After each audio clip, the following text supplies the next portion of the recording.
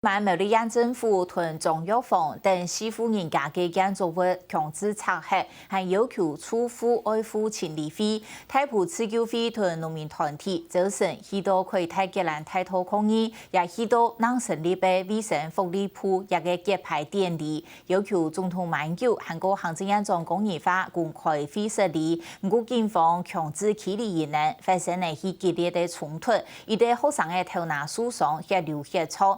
太告诉骑士用韩本警方用公共危险罪扭起来。第一批从诺贝泰上很口号，太埔刺救会成员同来自社民众要求出席卫生福利部揭牌典礼的总统马英九，同行政院长公益法会对太埔拆迁户公开会设立。过程当中，警方仍然为老家条叫走，手送来送去，甚至到台泰相逢的学生的撮送送去医院。正太告诉骑士用和许多警方用共享危险罪做起来，或者表示政府滥善用警察权，伤害分散抗议民众的力量。这个或许他们的如意算盘就是说，把带头的人这样子上手铐，移送地检署，想要制造就是那种寒蝉效应，看看以后其他的公民记者或其他的公民会不会就不敢来做这样子的抗议行动。这样子做只是会引起更大的民怨，会有越来越多人前仆后继的站出来。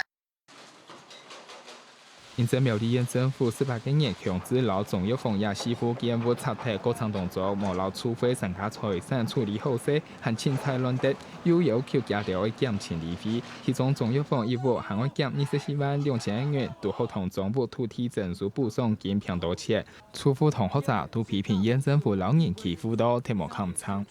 我有缴税，我今天没有犯罪，政府你为什么要这样对待我？对啊，我现在我的家已经不见了，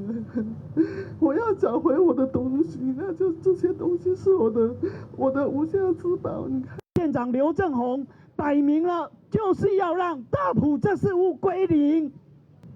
该归零的是这一个都市计划案，该归零的是这个都市计划案，是这个执行这个都市计划案的政府。